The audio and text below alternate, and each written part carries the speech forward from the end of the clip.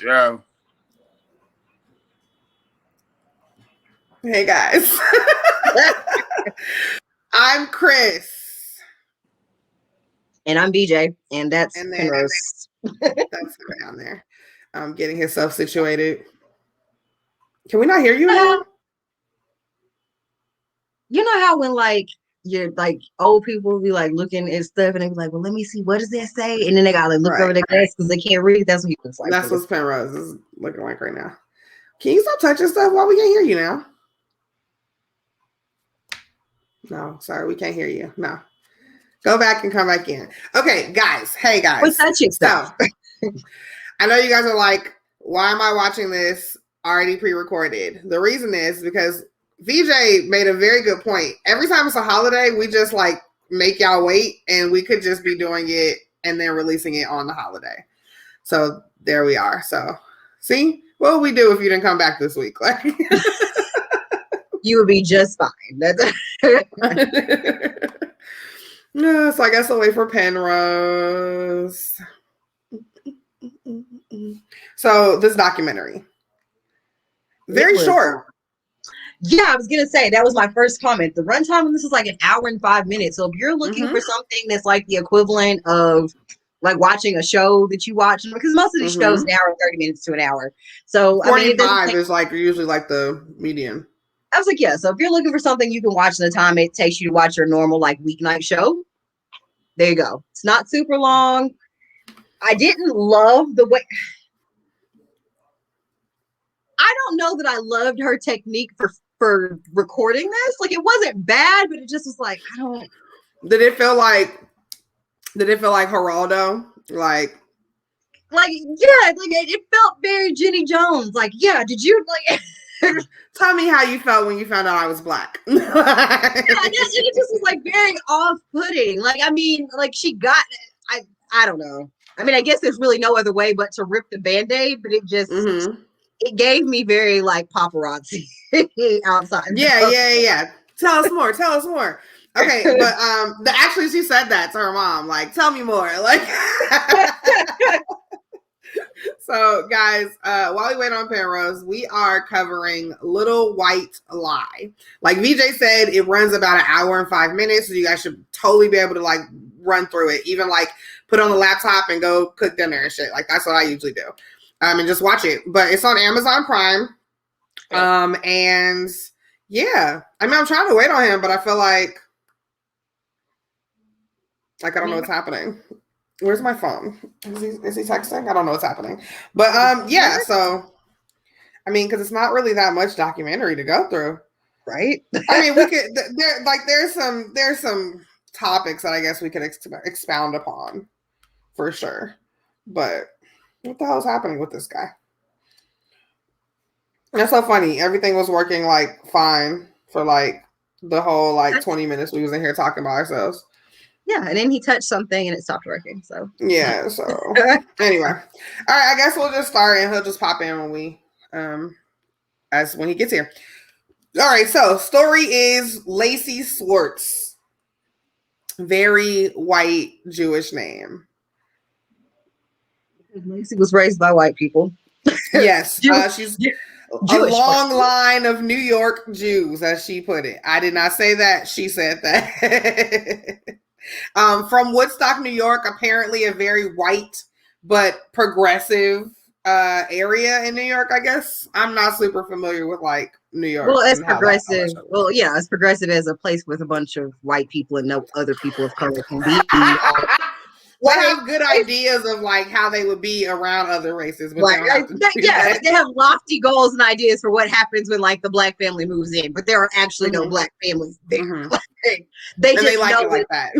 Yeah, they just know if they showed up, they wouldn't be outwardly racist. Is what I gathered from it. Right, that's what I got too. So we meet Peggy, and that's Lacey's mom. How do we describe Peggy? Peggy is a white Jewish lady. That's also really I got. She's Jewish from the head to the toes, and not like and I don't mean that in a racist, prejudice, whatever, but it's just I think it's one of those things where it's like a personality, not a personality trait per se, but like people that are Jewish and they're raised in that whole, not completely Orthodox Jew, but raised in like a Jewish family where they do the bat mitzvahs and the bar mitzvahs and they, observe every holiday. And it's a very sheltered type of community, even if you are within like they still have a community within a community. Right. I don't mean it in a weird, prejudiced, racist way, but they just are very Jewish in that very Jewish community-centered way. Right. Yeah, that's a good thing. And so I guess we can kind of, because everything was kind of, very traditional and things like that, her grandmother found this dude in the neighborhood and she's like, that's the one you got to marry. And that's Robert, right? That's Lacey's father. That's who we understand to be Lacey's father. And that's kind of where we'll start. What's this documentary about, Penrose? Well, the documentary. Oh, and welcome. Hi. Hi. Well, I'm glad you stopped me and asked me what it's about, because I actually was about to get into something about, because you said the grandma found him and it was kind of a different way around, but I guess we'll get there. I mean, the grandmother was introduced to him and was like, that's the Jewish kid you got to marry. Like, that's what I mean. Approved of him. Remember, he said, which I thought was weird, but remember, he said, and we talked about this with Scoots and them, that situation where an older dude befriends a younger girl. Remember, he told her, he said, I met your mama, and it was a group of them, and I dated all of them. And then when I got to your mama, that's who I wanted. But, I thought that was a little weird. I just want to say how, a bitch can never say that to her son, and then he don't be like, ugh, like, it was a group of niggas. I smashed, I let all of them hit, like. Right. And then I met your dad, and I just knew he was the penis I had to have forever. Like, and he's the only person I open my life for now, like. And that's what, it just, they met at a summer camp, but I'm assuming because he worked at the summer camp that he couldn't have been super old. So I'm thinking he might be 18 or 19 to her 16. I don't think he's super old, but that's how they met. And then they get back from summer camp and realize they live relatively close to each other. Super close. Yeah, like a block and a half or something away. So they just start dating after he's ran through all of her summer camp friends or whatever. So, this is after he had his hot boy summer. Listen, and I was sitting there looking at it and I was just like, ugh. Like, he really just admitted that. There was no way, I could be a counselor at a summer camp and a man could admit to me, because women talk. So your friend group is just letting Robert revolve the door and everybody going on a date. And then you laugh, Yo, you know what, though? I would never get to that point. But look, I remember my uncle said to me, I was 20-some years old, and I was kind of beefing with this dude over this chick.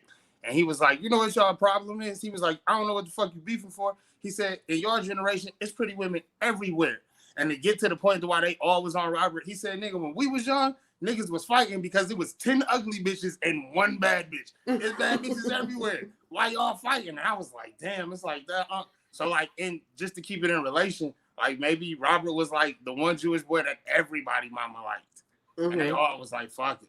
Well, we see some pictures of Robert, and Robert was, as far as white men go. As far as a white man go, I can see it. That was a cute couple. I can see the vibes. I see what Peggy. I fucks with what Peggy was doing. I see the vibes. I don't. Yeah. You see Robert in the Speedo by the creek and shit. You know what I'm saying? Off top, Peggy definitely didn't. Her for black dudes was never a fetish. As a black man that has fucked with white women before, you can tell all white. You just look the shape of a white woman's face tells you how she'll deal with you as sexual. What is you saying? The shape of her face. I wish I had some examples to put on the screen. Peggy was down off top. Okay. So will you tell us? Well, what famous woman has what's the famous white lady face, right? Yeah, what white lady has the face? So I'm saying it's different faces. Round face white girls, it's not really a fetish. It's more of they want to find love in the relationship, but their fetish shit spills over. Most girls that's got the you got a round face. I'm just talking about faces, period. Those white girls that kind of got the hexagon face, the skinny hex face. Think about a hexagon, like a crimson chin. Yeah, but it was the skinny joint, the big they more like that's definitely fetish off top. You know what I'm saying? Because a lot of them usually come from the good homes. But no bullshit. Jewish chicks, any chick that's closely related to a Christian religion outside of Catholics, the skinny nose, not the regular white nose, but you seen her mama nose. Those noses, they love niggas, like for real. Like, and now y'all know. It's like it's an old. The more you know, you comment. The more you know. It's a joke in Detroit that Albanian girls date black guys until they're allowed to actually date. That's usually like all women want us, man. Shit's crazy. But anyhow, we way off topic. So, welcome, guys. This is a podcast.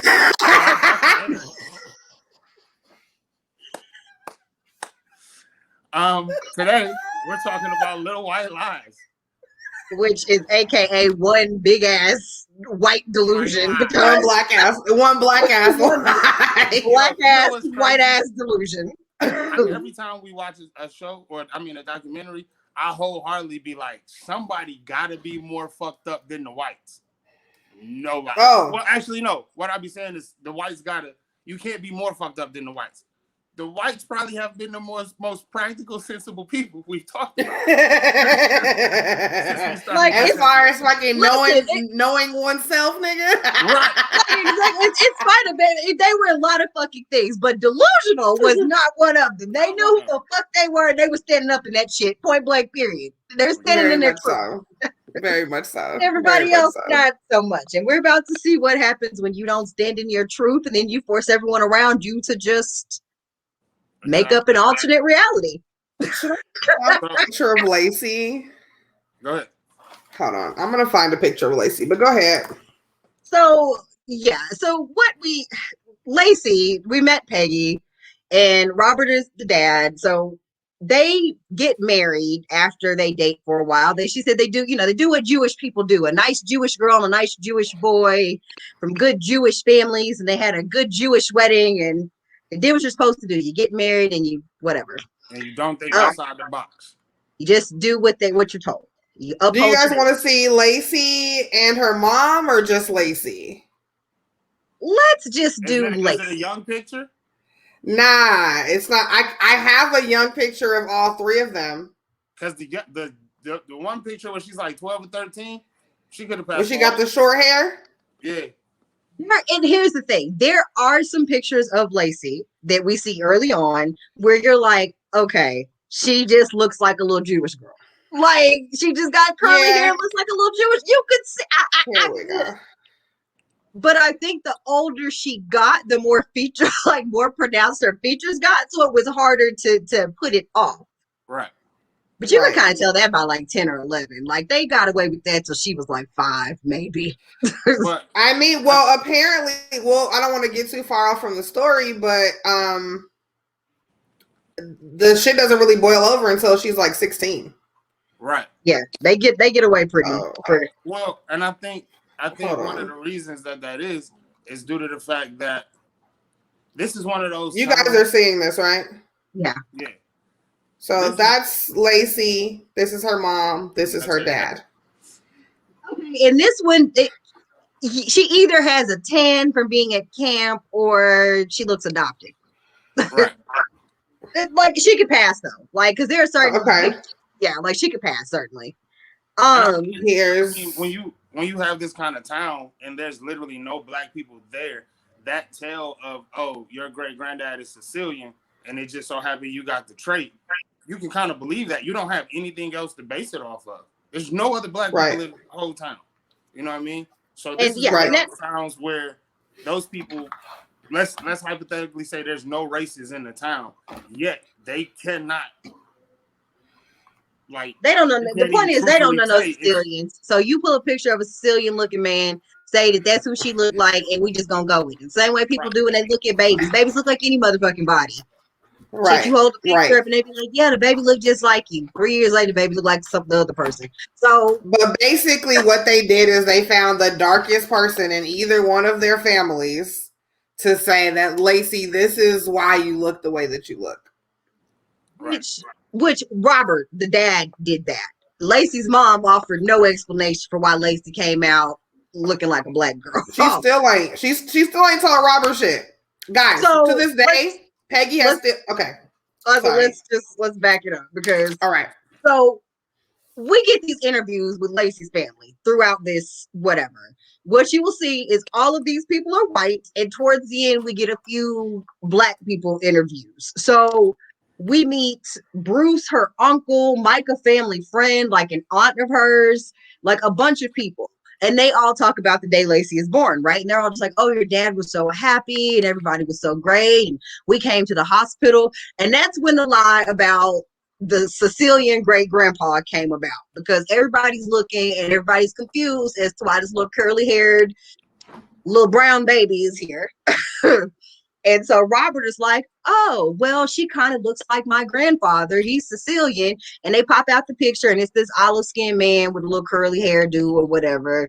And they say that's who Lacey looks like. And everybody is just willing to accept that. When she got older, she slightly resembled him.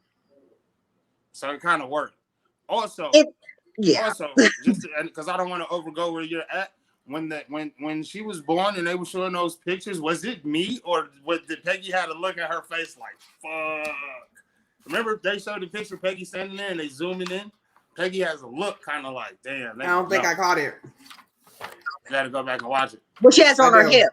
Yeah, she has like holding her on her hip. And she's like on the window ledge. She's standing there with that look like fuck. Yeah. Like, bitch, I'm caught. which she kind of points out that yeah, she got caught, and if she'd have been a little bit more about who she was fucking on the side, she would have got away scot-free. So she points that out later, but I thought it was interesting that everybody around her, like we said, just went along with whatever it was, and she really didn't get any pushback from anybody except like kids. There was something that I wrote down that she mentioned that one of the kids, a blonde hair, blue eyed kid, was around her and looked at her and said, "Show me your gums. Show me the color of your gums." And like she didn't understand why would anybody ask somebody that? Like his mom and daddy are part of the plan, sweetheart. Because what 5-year-old? They give you things to look out for when you're looking for a nigga. Like yeah, what 5-year-old is telling people, let me see your gums? His parents are part of the Aryan Nation. You can't tell me otherwise. I just don't know what 5-year-old. I don't know what kindergartner shows up and tells the others to show them your gums. Like he got that from somewhere. So congratulations, we found the one racist family in Woodstock apparently. And the whole time. Okay. So are we at the part where she's like, because I don't know how it kind of jumps like from her being little to her like her bar mitzvah. Yeah. So she says that they're having a grand old time at this bar mitzvah, and she says that a church elder walks up to her and her mom and says, and I quote, "It's so nice to have an Ethiopian Jew in our presence." So nice. So nice. And I just wrote what with a bunch of question marks because Ethiopian Jew, like I don't know. Just sat there. I mean, right, like because Ethiopian Jews are like top flight Jews. Like they're like the OG like Jews. So like definitely a compliment, but she's also like, I'm not black. What the fuck are you Who's been to Ethiopia? Like, who's an Ethiopian Jew girl? Who are you talking about? Right. And the mom didn't say shit. And that's didn't say anything. Guys, like, that is definitely the theme of this, is that Peggy don't say shit. She don't. Peggy don't know shit about shit. Peggy is the one you want to do crimes with. Exactly. She ain't never heard of that nigga before. Peggy the bitch to do crimes with. Or if you do the crime, you can tell Peggy because Peggy don't know nothing about nothing. Peggy don't know shit. Beats me. Sorry, I can't. I don't know.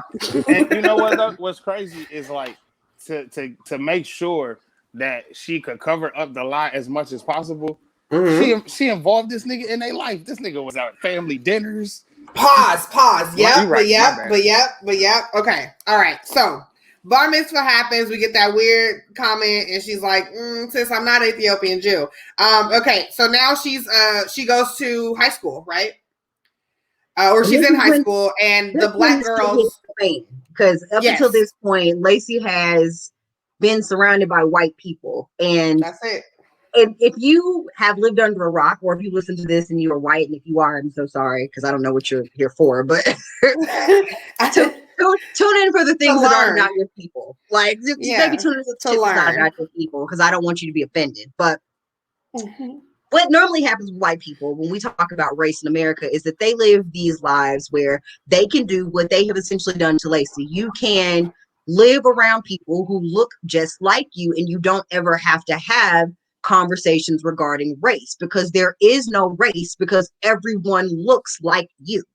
So there's no conversation about race to be had. Because with white people, they don't look at themselves as others. They just look at white as the default. So there is no conversation to be had about race if you are the default race. Right. What are you going to have the conversation about? Right. She goes to high school in a town over where there are, people of other races there that aren't white. And that is when the shit hits the fan, because the black people look at her immediately and was like, girl, the jig is up, bitch. What are you? Like, why are you always walking with these white girls? Like, what is your issue? Like, hello, hi. Like, we're the black kids. Like, who are you? Like, come talk to us. Blink your eyes 3 times if you need help or assistance. If you need help, like, and it's crazy. It's crazy because when you think about it, it's like, you ever been in a situation and you see somebody doing something foolish, and you like, yo, you're either old enough or smart enough to know that, or this is just common sense. It shouldn't be happening. And in that situation.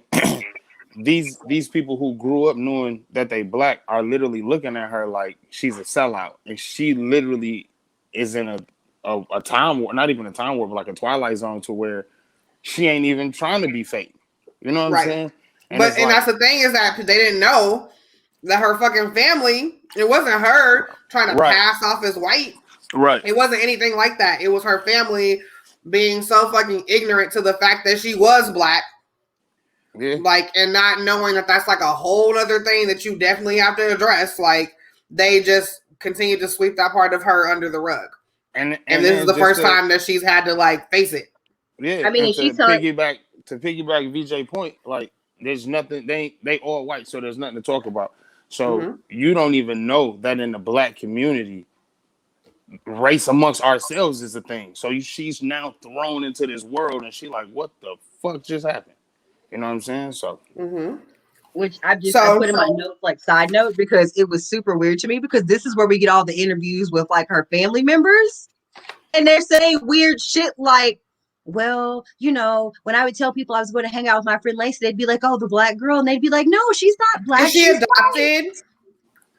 Yeah, like they were asking, like, every other white person aside from the ones she knew were like, right. Really? Exactly. And I'm like, damn, like, how fucking like brainwashed were these people? Because it's like, but I guess on their side, they're like, as kids, they're like, well, like, I see her dad and I see her mom, like, and I know her mom was pregnant, like, so, like, and it never, everybody knows her mom was pregnant. She's not adopted, like, right. And she grew up in she was born in 1977. So we're talking about people that kind of grew up in a space where you still, like, you didn't have those conversations. And if somebody got cheated on, you just stop sleeping with him, right? Right. Like, if your husband's cheating on you and he gets an outside baby, you either welcome the outside baby, or and the other mama just don't have the baby, or he has another family and we don't acknowledge them. Like, you just didn't talk about it. It's not that it didn't happen, but it was uncouth to have those discussions. You didn't make private matters. Divorce wasn't a thing. Right. You didn't make private matters public, and you didn't get divorced. It didn't matter what the fuck was going on. Right. Well, Lacey's parents got divorced. Because Robert was sick of her shit, and I'm gonna be real. I mean, but we're past her bar mitzvah. It happened around when she was like 16. 16, yeah. Her mother, they said, was extremely affected, and I'm trying to figure out why. Because it was her fault. Like, that's some wild shit to me. Like, people make jokes about women not taking accountability, but Peggy is like queen bitch of no accountability. Like, this was wild to watch unfold. Like, normally you can be sympathetic to somebody, but it was very hard to be sympathetic to Peggy, because all of this is her fucking fault. Like, all of this is your fault, and you're being the most delusional person here. And what's sad is everyone else around her just allowed her to live in this delusion. Regardless of how shitty it was to everyone else, they were like, fuck it, we'll ride with it. Like, why? Why are we? Because Peggy riding with it, so we're gonna ride with it. Like, damn, that was Peggy queen bitch to the point where we can't say nothing. But at a time though, when that's their kid and it's a kid, how do you come to this kid and tell her that your protectors, the people who love you, that have told you and made you believe you white, they lying to you? You Well, get they if you probably eat. shouldn't have started there. So No, but what I'm I saying is mean, even if you want to have that conversation, you got to mhm. pick and choose a time. And unfortunately, is because this I ain't gonna front. Even after watching it and seeing it and believing that everything she went through is true, it's still highly weird to me that she accepted herself as white. You know what I'm saying? But again, because I didn't go through that shit, so I I was about to say say, that to I feel say, like for us, it's hard for us to say because we have, like, I feel like we've maybe all experienced some pretty white spaces, but when we're talking about like growing up, like, I don't think that we really were void of other black people. right, Like, so I don't know how fucking delusional you could get when literally you've never seen anybody else that looks like you. true, like very it's you true. just right, and you're being told this lie that you just look like this person is dark skinned. This person is dark skinned like you. See, your grandpa, your great grandpa just looks like you, and you just recessive genes. Because I mean, let's be honest, we've seen some recessive genes do some wild motherfucking shit. Mm-hmm. Like True. some wild shit. You'll Mm-hmm. never know what you're gonna get because Halsey's ass is half black, and if you'd have told me that it was a nigga in Halsey's family, I would have called you a lie. So what is the one that does Prison Break? What is Wentworth Miller? You would have told me that man was black. I would have been very Oh, nigga, confused. I still don't know if I believe that. Like, I know He's niggas half say of a it. black man. Slash, Yeah. you could have. Slash is half of a black man. So I'm just saying, sometimes genetics do some weird shit. Some So weird shit. if you've been raised around white, I mean, even with black people, if you've been in, predominantly white spaces, even if you have been the only black person in these spaces growing up, you still go home. Yeah, You still go home exactly. to other black To people. other You black still have a people. black family. So Fact. you But learn the when code switch, but you still know what being black is. She doesn't have any frame of reference for she what doesn't it is have to be any black at all. fucking frame of reference. Yeah, She knows that's zero crazy. black people. So to her, she's just white. Damn.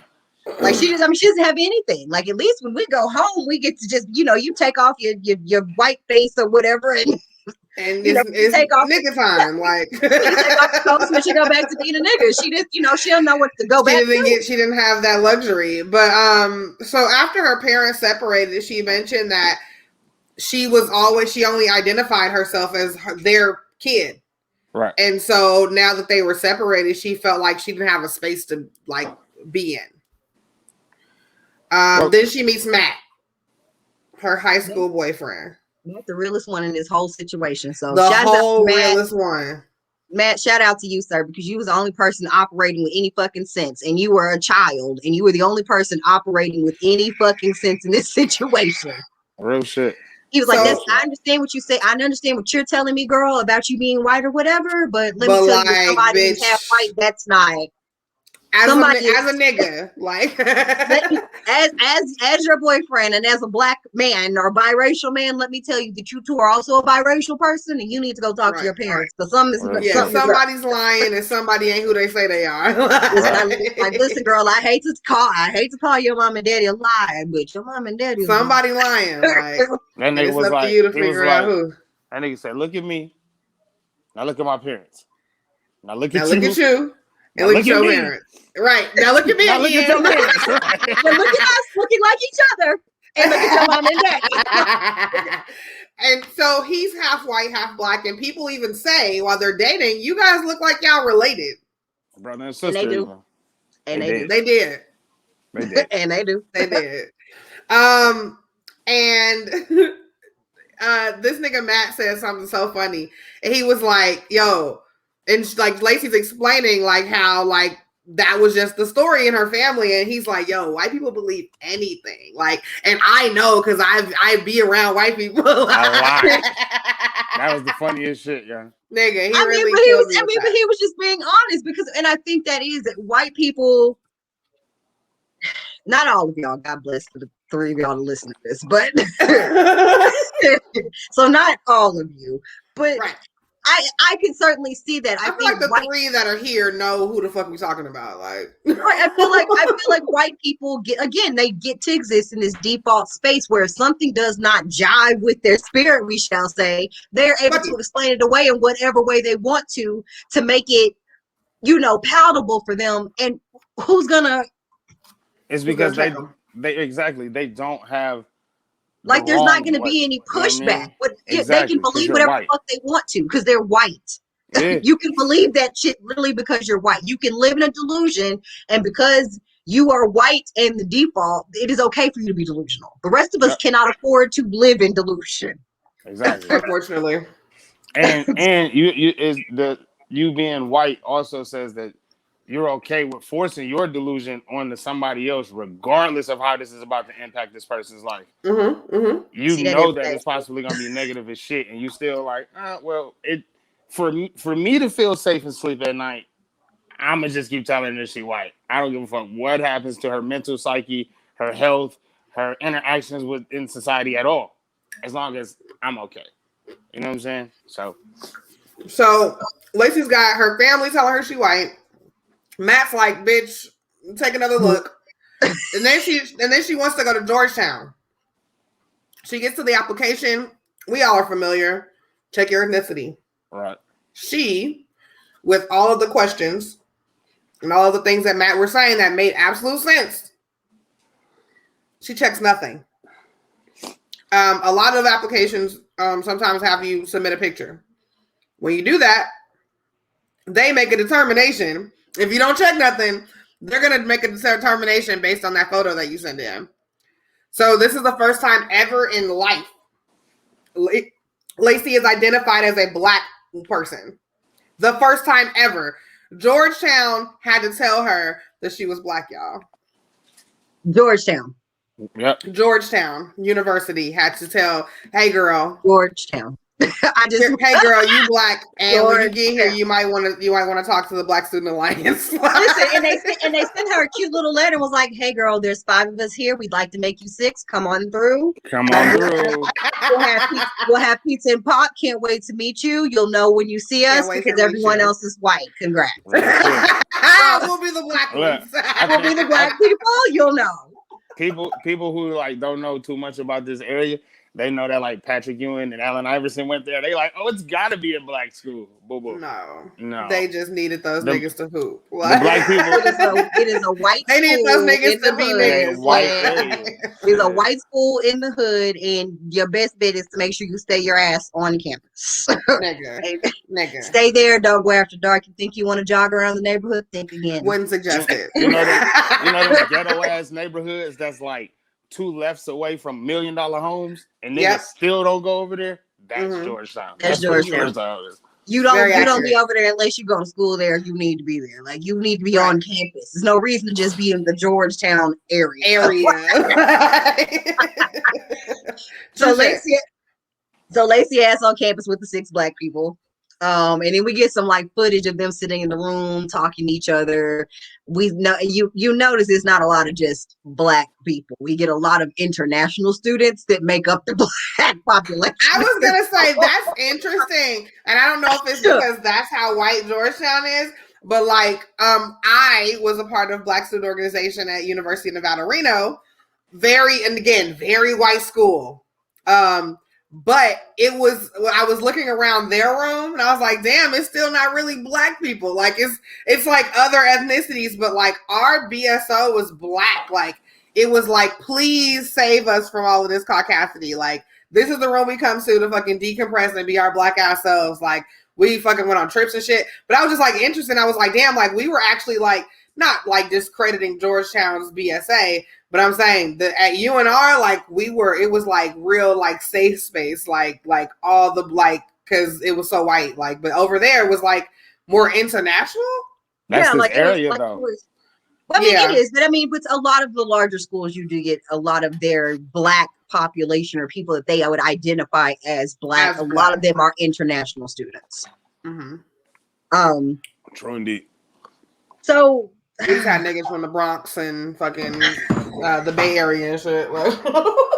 So what we find out from Lacey about this experience is the thing that most people who are not black, or well, in her case, we're gonna say not black because she didn't know she was black till 5 minutes ago.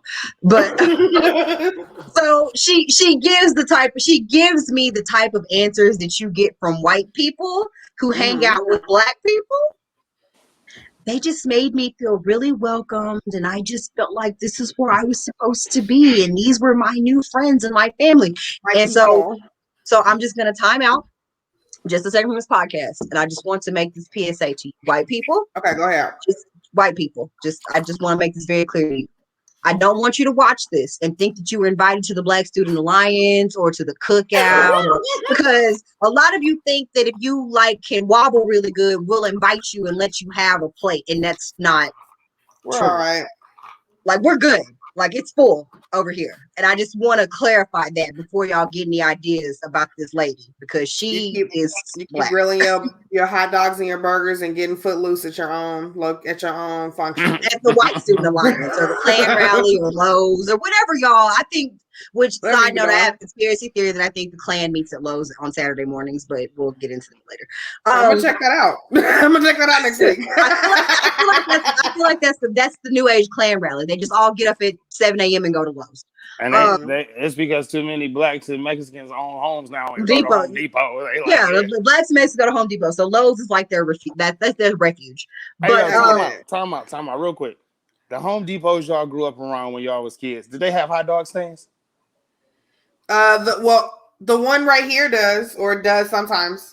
Okay. Our Smith's has but like honestly, if I'm gonna go get a hot dog outside of a fucking building, I'm definitely going to the Smith's, the little grocery store that we have up here, because it'd be a nigga all the time. He have all beef hot dogs, and his shit is real legit. Like, shout out to you, hot dog guy. I don't know what your name is, but best hot dog. Love you so much.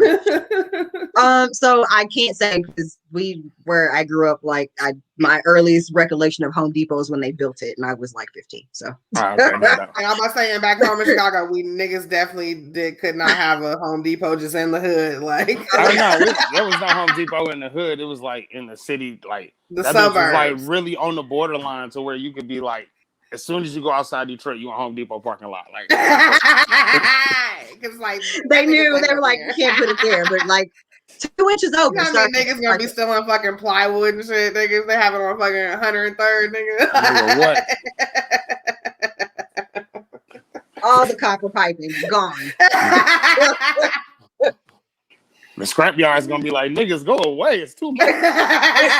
We're good. We're full. We're full, nigga. Thank you so much. Don't need me. Yeah. So the Black people welcome her. What it's crazy to me is Lacey is also in denial about some things, because she does this complete separation and like compartmentalization of her like life.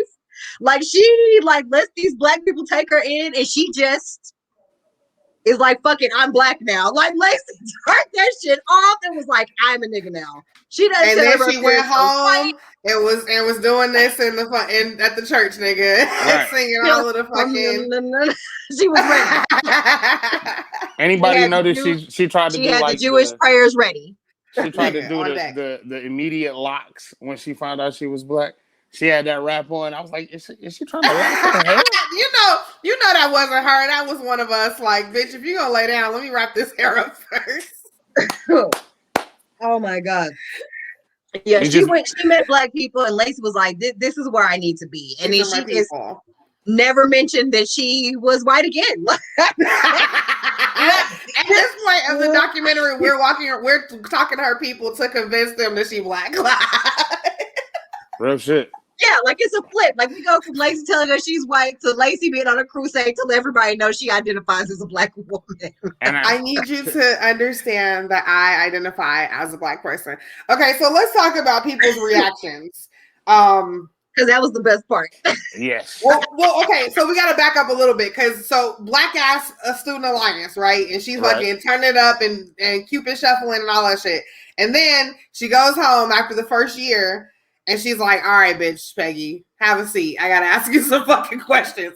Because the niggas at school is telling me I'm a nigga. And bitch, I don't know what to fucking think about this. Right. So she fucking sits down and asks Peggy, like, yo, like, who the fuck, what is happening? Who am I? And then she admits that her father is a man named Rodney. Doo-dum-dum. Rodney, just so how many Rodneys y'all know be white and Jewish? I'll wait. None. And I was like, damn, that's a nigga name. If you ever heard one. Like it was no mistaken. Like, you know, she didn't go make the black man named Nick or Steve. She went and got the nigga Rodney. Right. Nigga. She couldn't even pull an Ishmael to make it have look Jewish. Like it wasn't an Ethiopian Jew is the point. We're trying. Right. This is a nigga. I honestly, very colorist of me. I definitely thought Rodney was a darker skinned dude, but he wasn't. I did too. Originally, he was very light skinned dude. Go ahead. I was gonna say, for her to be as dark as she was in some of these photos by comparison, I was definitely expecting Rodney to be darker. So I guess them genetics wordplay. Maybe Sicilian great grandpa did do it. Sicilian grandpa was not related to her at all, but maybe his genes, like the ghost of his genes, crept in. I'm gonna help you out a little bit, baby. Let me give you some of this. Yeah. Because like no bullshit. When they first started showing the recordings, like the old school New York playgrounds, and they was on that dark skinned black dude with the afro for a minute. You thought that was him? I did too. Rodney. I was like, Rodney. I'm like, and he could ball? Shit. Hey. Turns out Rodney's like a basketball scout and a ticket scalper. And that's how she knew him. Like that's how they all knew him as that nice Negro man that gets the Knicks tickets. That nice Negro man that gets the Broadway tickets. Hey Peggy, call your Negro friend. Call your Negro friend. Yeah, it was a lie. Which again, they say Woodstock is so liberal, and I guess they got their chance to show it because Peggy the Goat had that man. Okay, so she admits that Rodney's her fucking dad. Then we have to figure out, okay, but when, right? Because her parents were married in she was born in 77. Yeah. They were married. Parents were married in 68. They moved to somewhere in 72.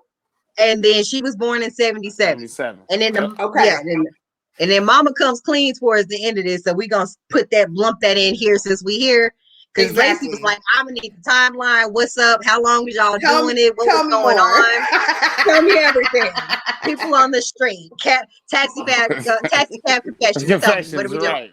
What are we doing? What are we doing? Tell me all about it. What happened next? Right. Yeah. And the mama very bashfully is like, yeah, me and Rodney been fucking since 68, like the whole time. A year, before she got married.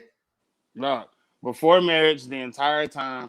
And like Rodney was married, y'all, and Rodney's wife confronted Peggy.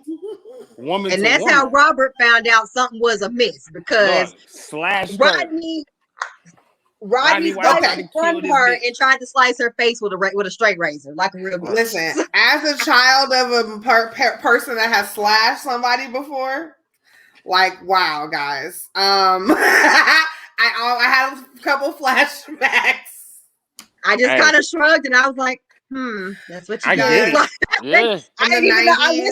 I didn't have shit for her because I pulled a straight razor on a bitch. So I was like, well, girl, I love you guys. I'm going to tell you this, and my mom probably won't listen to this, but in the 90s, guys, my mother definitely took a razor blade out and slashed my dad. Like, see, that's what I appreciate about my mother is because my dad was being a fuck ass nigga, and instead of doing that to that girl, she just fucking did that to him. And like, I appreciate the realness. Like, she just left her alone. I mean, like, it's not your issue. She should have slashed I'm not married to you. Like, she should have slashed Rodney. She should have slashed Rodney.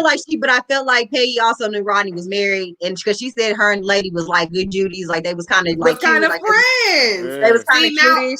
She needed to get so slashed. I felt like she deserved what she got because she knew what was up. So Rodney's wife pulls the razor blade out of her mouth.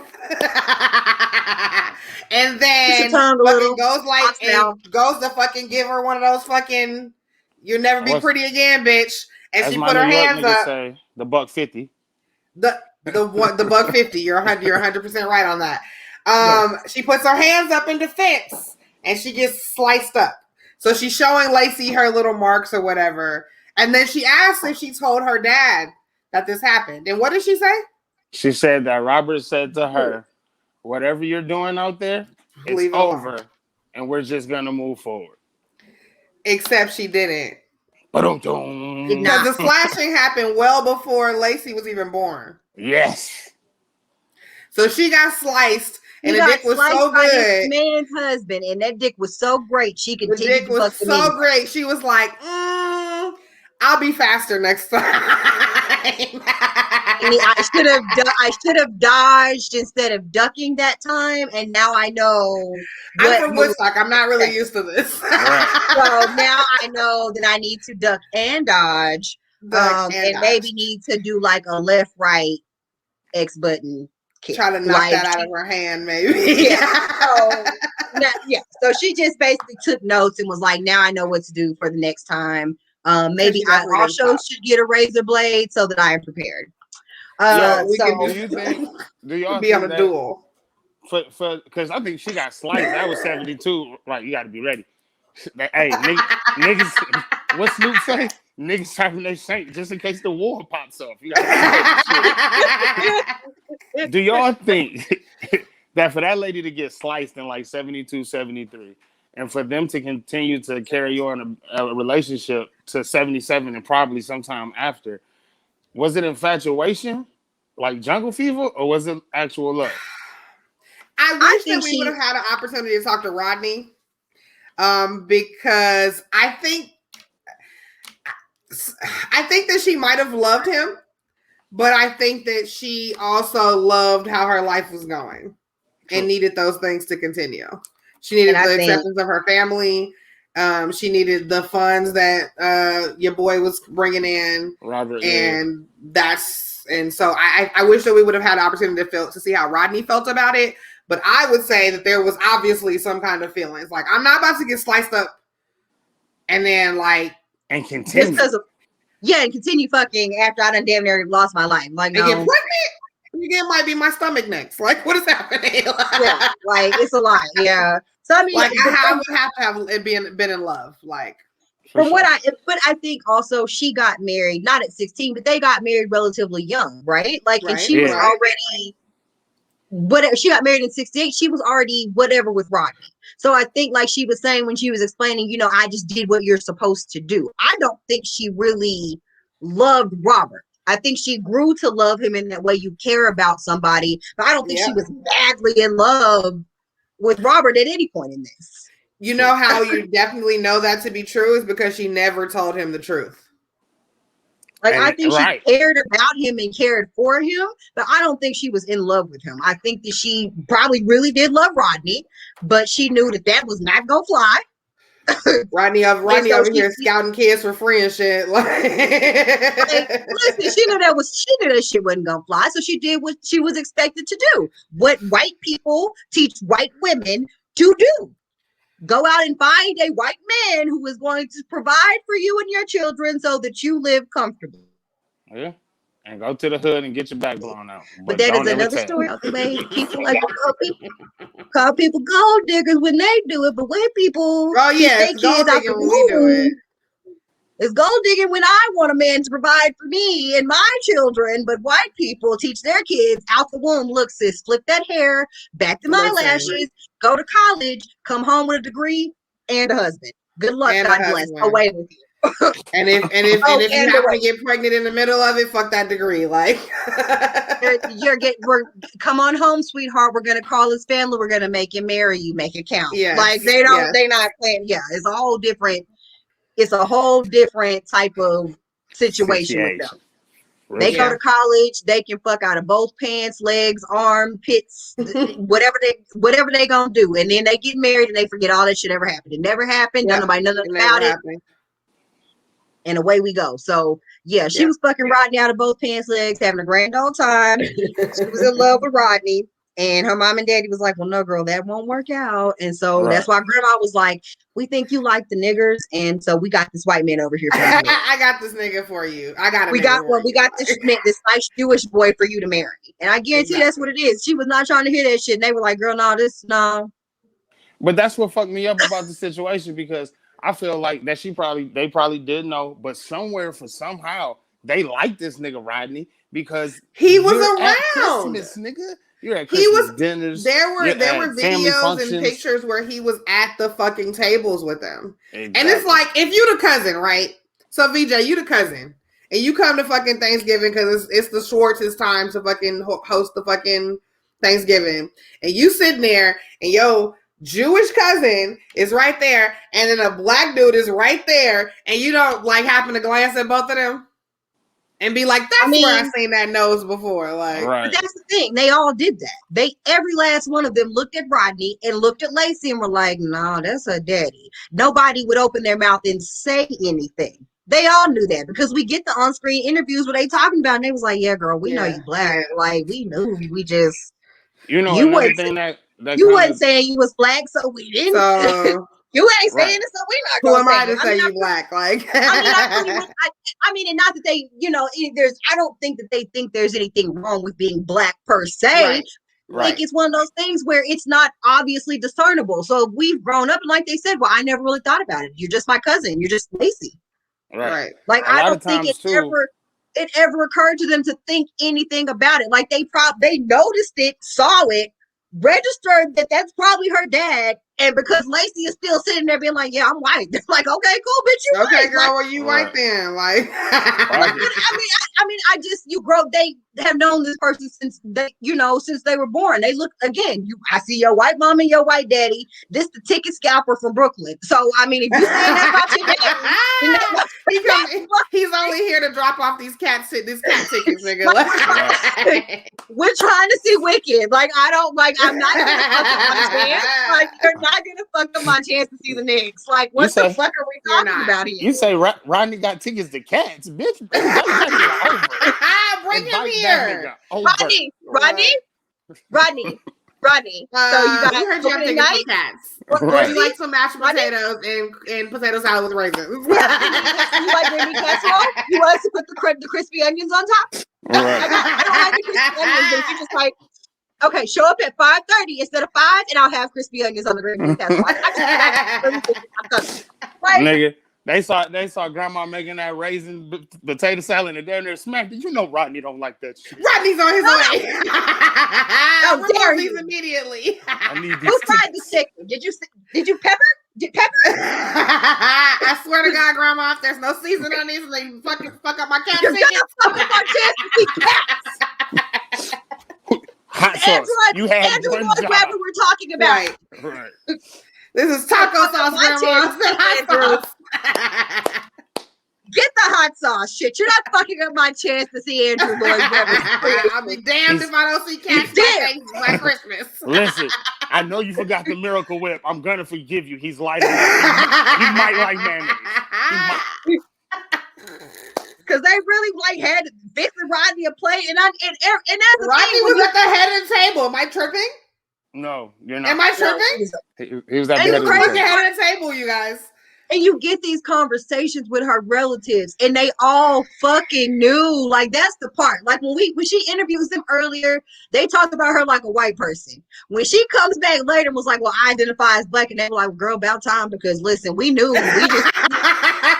We've been waiting. I didn't want to call you a black person, so you were okay. You wanted to pass, and I didn't want to call you a nigga to your face if you didn't want to be a nigga. So I just felt like we would keep it quiet." Listen, if Robert would have found it appropriate at any time in life to call his daughter a bitch, it would have been then, because he wanted to be like, "Bitch, I knew what that nigga." He was like, he really was like, I can tell, but all the things that you like, basically, he was like, you like hella nigga shit.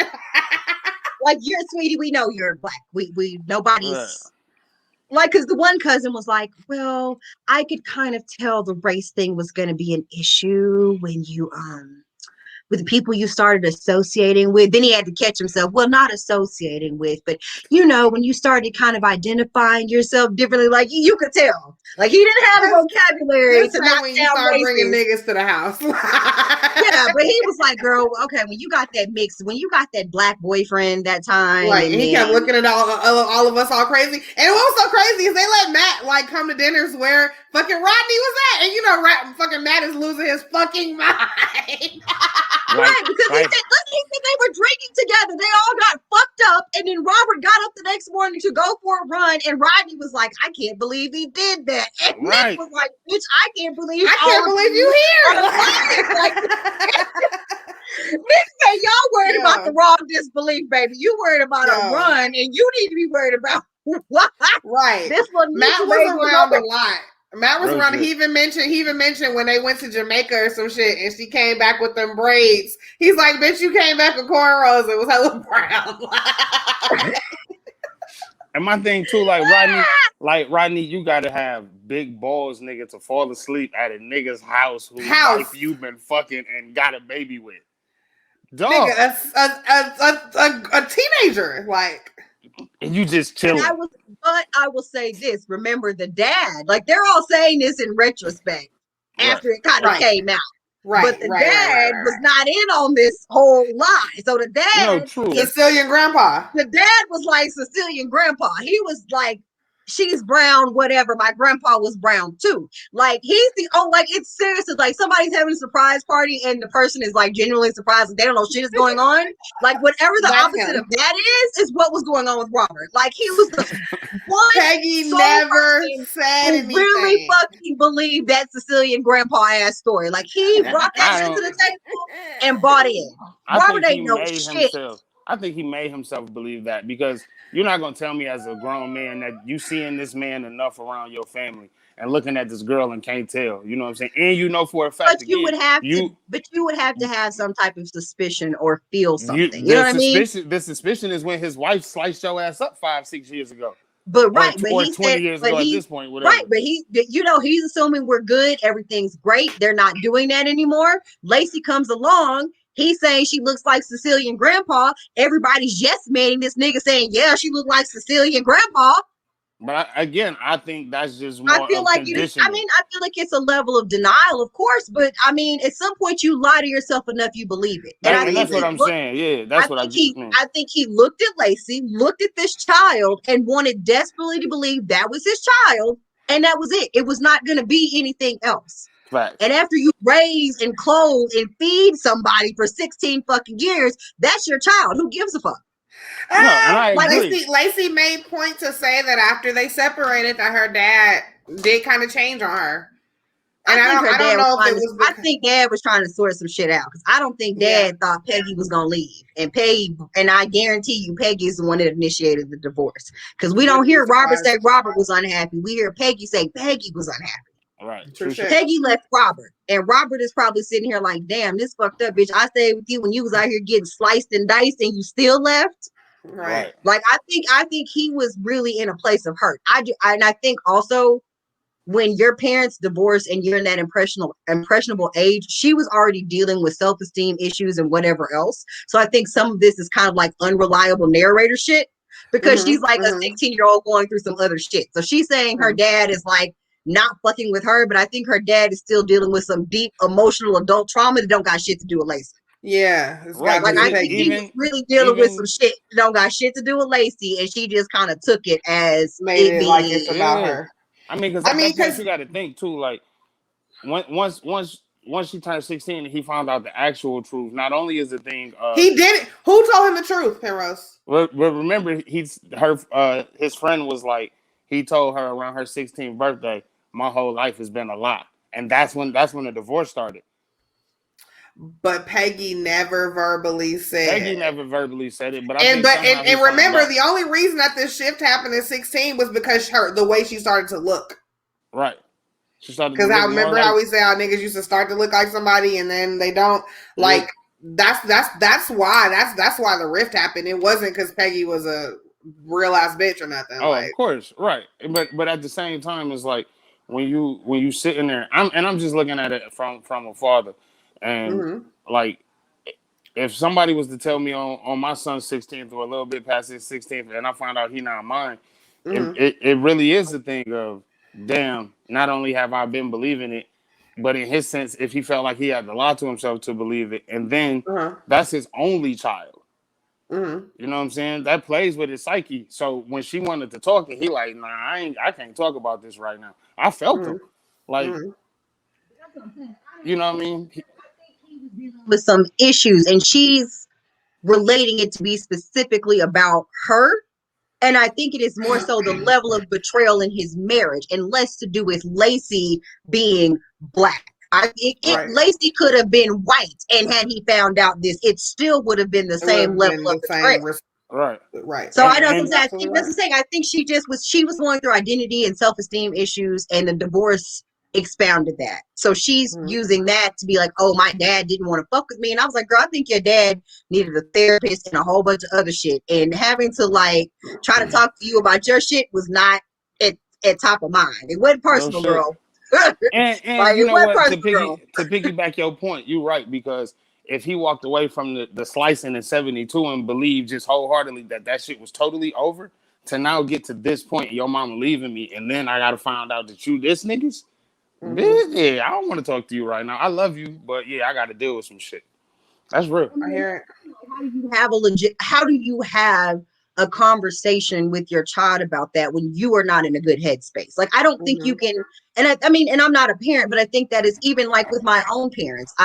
Like, my dad is a much more level-headed person, and my mom is a more passionate person. And so you can kind of see that difference in parenting. You have those parents who are emotional parents, and they don't wait until they kind of have dealt with whatever their high emotions are before they bring that and put it on you. And I think as a parent, you kind of have to be conscious about not dumping your feelings on your child when you're trying to have a conversation with them. You can be upset and mad, but not dump on your kid. And I mean, and I, in a way, can applaud him for being like, look, girl, this is not, I'm not in a good space to be able to do this with you. And that's shitty. And I get where she's coming from, wanting to have that conversation. But what she wants the man to do, yell and black out at her? Like, or does she want to wait till he can actually talk to her? Like, Which this all goes back to what y'all both pointed on. Peggy don't want to, because at this point you got this nigga all stressed out. Your daughter need fucking answers, and you still made one of the worst comments I've ever heard anybody say. If I'd have cheated with a white man, none of this would have ever came out. Bitch, no. Like, but she was so determined to just keep it a secret. That's the part that killed me about it too. Like, there's no accountability. Like, I'm not sorry for what I did. I'm not sorry I fucked up my marriage. I'm not sorry that I caused you all this grief and you had to pay hundreds and thousands of dollars for therapy sessions that you taped. Like, fuck all of that. Like, you're here, girl, and that's all that matters. And the rest of it, I would do it again. Like, I would ruin all of this all over again. I would burn all this shit down again for you, Lacey. Like, it's not the flex you think it is, sweetheart. Like, it's not the flex you think it is.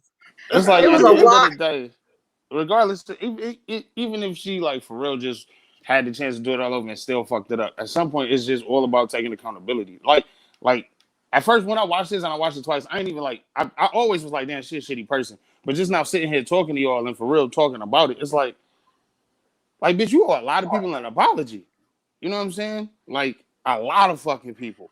Girl, and it's like, she owes the entire fucking family one. The whole town of Woodstock, bitch. You had these people complicit in these bullshit ass lies. These people was willing to just, because they didn't want to hurt Lacey and Robert. These people were willing to just be like, well, you know how Peggy is. Because even the aunt or the friend or whoever was, she was like, well, you know how Peggy is. You know, if she wants something to believe or she doesn't want it to be, then she just ignores it and it just isn't.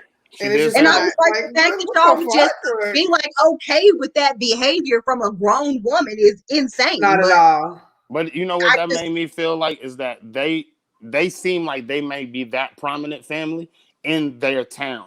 And you know, sometimes that prominent nigga, we not gonna say nothing to Mr. Jones because, you know, that's the richest nigga in town, or the most or think about the head nigga in your family, like the patriarch in your family, or the most respected uncle, whoever. Sometimes when bullshit go on, you don't want to rock their boat too much. And I feel like that's what their family was, because it's like there was so many men that even admitted, like, yeah, we knew.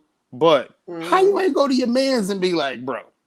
You know what I mean? So just from that standpoint, it's just they was gonna let that shit rock. White folks. Yeah, Rodney died.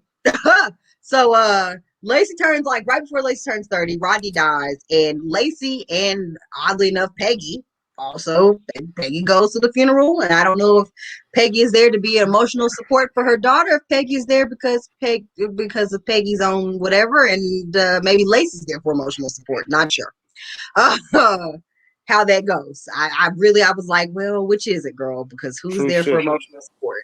Who's really hurt by this?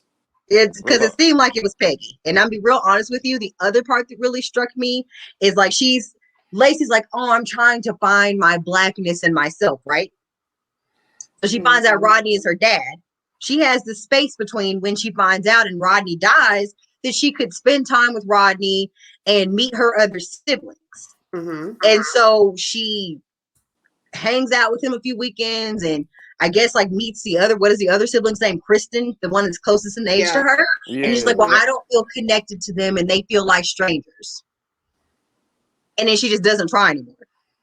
Yeah. Did anybody else think that was weird? Like maybe it's not me, and I get that they're strangers, but if your whole goal here is to know yourself and figure some things out, like why wouldn't you try harder to get to know these?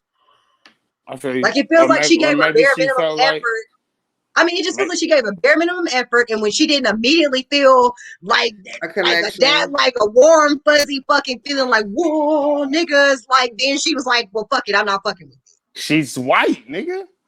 It's the white part of her. That's the white part. And I ain't even trying to throw shade at white people. That's literally what it is. I didn't get my way. I don't feel like I should have to put any effort to... y'all should be chasing me. I didn't do this to myself. Y'all should be chasing me. That's the white part. Because no, bitch, your mama should be chasing them to get them to chase you. You grown. Let's stop, okay? Or just come in and just be like, look, like... I don't know who I am, y'all help me. Like, I mean, but people go through that aren't mixed race, who aren't. There are people with it's white people with families where they find out the daddy is not who they thought it was, and they got to go try to blend families. It's black people that got to go blend families. She's not the only person that's ever found out that she had some other siblings, or she's not the only person. So it just was wild to me that she just gave like minimal effort. Well, I was living in New York and he was living in New York, and I spent 2 weekends hanging out with him.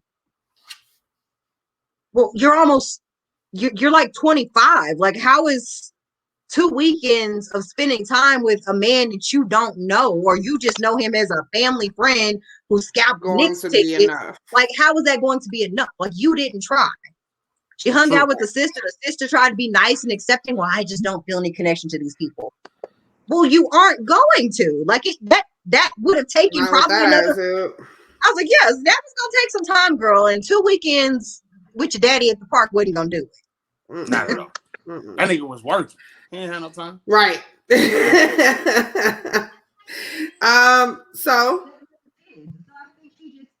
she was gonna meet him and it was gonna be like, oh, you're the joy of my life and I've been pining away for all these years and I couldn't be your dad. Like, I really felt like she expected this nigga to like drop to his knees and cry because she used to having a white daddy and black daddy just be like, all right, well, I'm here now, so what's up? Like, I mean, and again, like, what was he?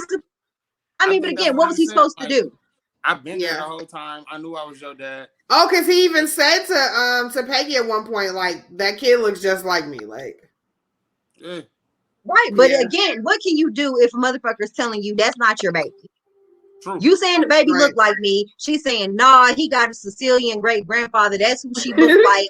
That's not your baby. And then you got 6 other mouths to feed. I'm not gonna, okay, white bitch, I'm not gonna run you down for this baby. Cool. So then Rodney dies, right? Yeah.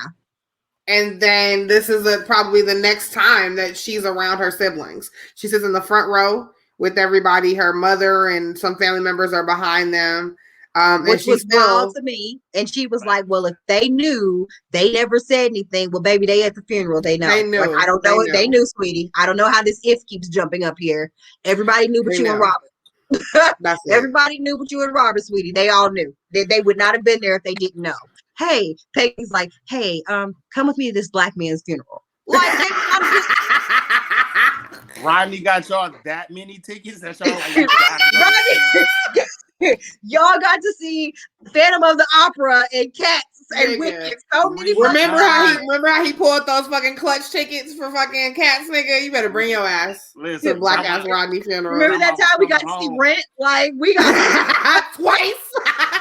Grandma came home one night sad, thought she was gonna have to tell the family bad news. She came through the door. They like, Mama Rodney got us tickets. Remember that nice Negro who used to get us those tickets? Well, he died, so we're gonna come with me. Come with me to his funeral. Like Lacey ass went up to that casket and kind of peered her head over that casket and was like, this nigga. Lacey looked at that casket and was like, huh, all right. And then Peggy up there. Girl, Peggy up there. That was her boo, nigga. That was love her life, nigga. This shit, wiping her eyes and shit. Lacey looked over in that hole like, well, okay. All right. Peggy got in the car with Lacey and turned on the Drew Hill CD. We were. Listen. Yeah, she wasn't sad about that. She was like, okay, well, that's woo! Glad we got that out of the way. Fantastic. I don't have to call these people anymore. So the whole point of this documentary, like Lacey's reasoning for making this documentary, is because she said that she couldn't feel, she was getting married, right? But she wasn't going to feel super comfortable blending herself into another family until she came and reconciled with the things that her original family, the sins that they have that they have sinned against her, nigga. Like, and so she gets married. And are we surprised it's a black guy? Oh no, she was saying that she wouldn't feel comfortable. She was like, and then she's like, I didn't want to have kids because I didn't want to have to bring them home to the family and be like, remember, grandpa doesn't know that mom's black. That granddaddy doesn't know mommy's black, so I don't remember not to bring that up. Like, don't bring up how we be listening to Ice Cube on Sundays to clean up. Like, he's never eaten Kool-Aid out of the corner of a plastic bag mixed with sugar. Bring that shit up. Yeah, it was wild. Like she just, I don't know. Yeah. And so she has this conversation with Robert. They finally do get to kind of talk about things. And he was just like, no, she never told me. We never talked about it. And he was like, even to this day. And it's like, Lacey was like, to me, it felt like she was really pressing the fuck out of him for some answers he didn't have. Like, I really felt like she was pressing the fuck out of Robert. And she was like very, like, I get she was like going through shit, but I felt like she was super inconsiderate of this man's feelings. Like, what the fuck do you want him to do? He's technically in the same boat as you, bitch. Like, except like, he knew, but he didn't know. Like, like he didn't have no more answers than you had, girl. He had suspicions, the same ones you had. At least you had three. At least you had three black people in your corner to be like, "Girl, I don't know, something is up." He ain't had nobody telling him nothing was up until you. Georgetown didn't give him no heads up. Like that's what I'm saying. Like you, girl, you filled out the college application and you didn't check shit. They just was like, "Okay, nigger, come here." Like, and after all of that, Peggy had to went and bar mitzvah dancing her ass off with no goddamn accountability. So we go to Lacey's wedding, and she marries a black guy. Both of her parents, what? I know y'all not gonna tell me I'm the only one that was sitting there like, it's about to be a Chad, it's about to be a, oh yes, it's a nigga. I definitely thought it was about to be like one of these niggas. Like, no, I thought it was black because there were black people in the like front. Remember at the very beginning when she like they the very beginning. Front. That's why I was like, okay, well, yeah, I guess he's black. We know that's not her family. Yeah, I was like, that's not her family. But then also I was kind of like, well, he must be black because she's doing an awful lot of like, I'm black. So at the end of it, she gotta complete the black ass circle. Black, but it was very Rachel Dolezal. Like, I am black. Look at me. Look at me. Look how different I look. When I met y'all, all I needed was your name. There was no motherfucking thought that you wasn't black. This nigga's like, hi, my name's Lacey. I'm black as fuck. Maybe she's overcompensating, and hopefully as she gets older, she'll move, or she's kind of. I actually saw some pictures. They have like kids and shit. Oh, right. Well, amen to her. Like, hopefully she's moved past that shit. Because she was like, I am black as fuck. I am blackity black. Believe that I'm black. Yeah, take it But from both me. of her parents were there. Here, I'm gonna show a picture True. so you guys can see Lacey's family. But But yeah, both of her parents were there. Both of them gave her away. And like you said, it was interesting. I thought that they did a very good job of blending the two things. Like niggas was doing a cha-cha slide, and then they was doing it like the little like raise you up in the air, like. and they stepped on they broke the glass at the wedding. I saw that. So they tried to blend everything together, and then she was saying that she was gonna change her name from Schwartz, and I was like, well, girl, what was you gonna change it to? Right, but the way that what she said at the end was that Schwartz being the Jewish name, and it literally means black. It's perfect for her. Oh, which was perfect. So there's her little family. He looked like a Jewish white woman. She does. Okay, so that's because everybody around her black now. Like, well, girl, I'm just saying, she did all this hooping and hollering to come out and getting older and look like her goddamn mama. Like, she did all that hooping and hollering just to look like her mama after all this. She looked like fucking Piggy. You doing all of this just to go? She did all that hooping and hollering and chest banging to come out looking like fucking Peggy. Girl, she still look like Peggy. Yep, she just still look like Peggy. Just pale as she can be, not in the sun or nothing. Girl, you don't go back to Jamaica and get them braids or lay out and stuff. Girl, that nigga ain't got no sense. Which white lady? Like, girl. Nigga. He looked like an Ethiopian Jew. That's the lady. That's the lady. He did. I cannot disagree with this. He looked like the Ethiopian Jew here, not her. She just looks like a Jewish woman. You all ever seen Slow Burn? There's a movie based in Chicago with like Mekhi Phifer, LL Cool J, Tay Diggs, some other people, and it's the whole movie though is that this white chick looks like her, and so she plays black during the day and white during the night, but she's playing both sides of the fence. If y'all ain't never seen it, I was gonna say that's probably where they got the inspiration for the movie because this shit is fucking crazy. But interesting. Yeah. Anyhow, but she gets married in a tent. And her dress is ugly, and everybody had on makeup. And I mean, we here now. Like, Lacey pissed me off because I'm be honest. Like, you know what I'm saying? He shed a thug tear at the end. And honestly, the only person I was sad for the entire time was Robert and Rodney because Lacey was out here acting real fucking white lady about demanding that someone acknowledge her blackness. Like, girl, she caring in her blackness, but she didn't. Like, she was very caring about her blackness, huh? She didn't know she was acting white in a black world. Once she got to a black community, she didn't even. But you know, the only reason. So, like I said, I did kind of shed the thug there. It was more for Robert, but at the same time, what I really, in the sense of like having emotions towards Lacey, it wasn't about what she. It kind of was about what she went through, but I really was just on the mental shit. Like, I hope she can come out of this and not fucking crack. Like, that's really got to be some heavy shit to deal with. You know what I'm saying? It's like being in a box. And like that M. Night Shyamalan movie where them people thought they was living in the 1400s and the whole time on the other side of that the village, nigga. The beginning of the end for M. Night Shyamalan, yeah. It is. Yeah. What the fuck are we doing, bro? So, you know, only from that point. But other than that, yeah, it's like, you're being real Karen-ish in the Keisha world, bitch. I'm going to need you to chill the fuck out.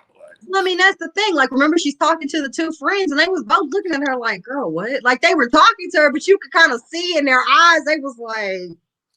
Girl, yes, okay. Biracial is still black. Like they were just looking at her like, okay, what the fuck do you want us to do? Like, cry us a fucking river, bitch. You black, you here now. What you want us to do? And the girl was like, okay, can we get dressed for my party now? Like, they really did. Like, she had them on camera, and they was like, we don't want to fucking talk about this. Girl, like, you black is fine. You black, you here now, girl. Can we get dressed? I'm trying to go shake my ass. It's fine.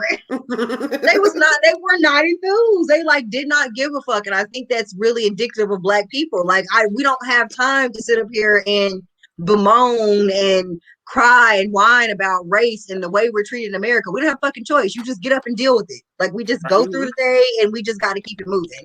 And that's really what they were like, okay, what the fuck do you want us to do? I do want to say one thing before we close out though. Yep. Lacey, if you see this, I am so happy that you found your blackness. But I'm pretty sure I can speak for my sisters.